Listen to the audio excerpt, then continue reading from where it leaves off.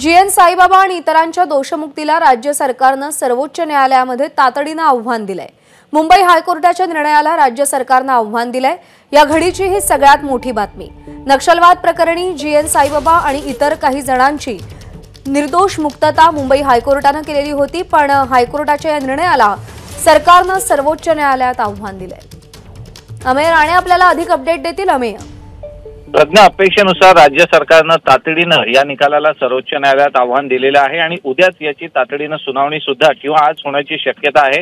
मात्र मुंबई उच्च न्यायालयाच्या नागपूर खंडपीठाचे न्यायमूर्ती विनय जोशी आणि वाल्मिकी मेनेझिस यांच्या खंडपीठानं आज आपला निकाल देताना ऑक्टोबर 2017 मध्ये नागपूर सत्र न्यायालयानं जी.एन. साईबाबा आणि त्यांच्यासह इतरांना जे दोषी केलेलं होतं तो निकाल रद्द ठरवत त्यांना दोषमुक्त केलेला आहे। खरं तर जी.एन. साईबाबा हे दुसऱ्यांदा मुंबई उच्च न्यायालयाकडनं दोषमुक्त करण्यात आले। यापूर्वी सुद्धा ऑक्टोबर 2022 मध्ये त्यांना दोषमुक्त करण्यात आलं होतं, परंतु त्या निकालाला राज्य सरकारनं सर्वोच्च न्यायालयात आव्हान देत तिथं स्थगिती मिळवली आणि पुन्हा याची सुनावणी घेण्याचे निर्देश सर्वोच्च न्यायालयानं हायकोर्टाला दिले होते। त्यानुसार आजचा निकाल आलेला आहे।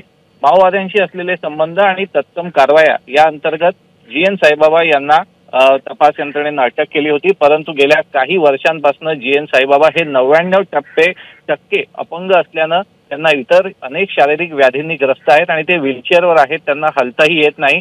अशा परिस्थितीत त्यांना दोषमुक्त केलेला राज्य सरकारनं हे पुन्हा एकदा आव्हान दिले। त्यामुळे खरंच हा मुद्दा राजकीय दृष्ट्या आणि राज्य सरकारच्या दृष्टीनं अतिशय प्रतिष्ठेचा त्यांनी केलेला इथं पाहायला मिळतोय। त्यामुळे पुन्हा एकदा हायकोर्टाच्या निर्णयाला राज्य सरकारनं सर्वोच्च न्यायालयात आव्हान दिलंय। आता सर्वोच्च न्यायालय या संदर्भात पुन्हा एकदा काय निर्देश देतं हे पाहावं लागेल आणि त्यानंतरच जी.एन. साईबाबा यांची नागपूर कारागृहातून सुटका होण्याचा मार्ग मोकळा होतो का हे सर्वोच्च न्यायालयाच्या निर्देशांवर अवलंबून असेल। प्रज्ञा, अमेय, धन्यवाद दिलेल्या माहितीसाठी।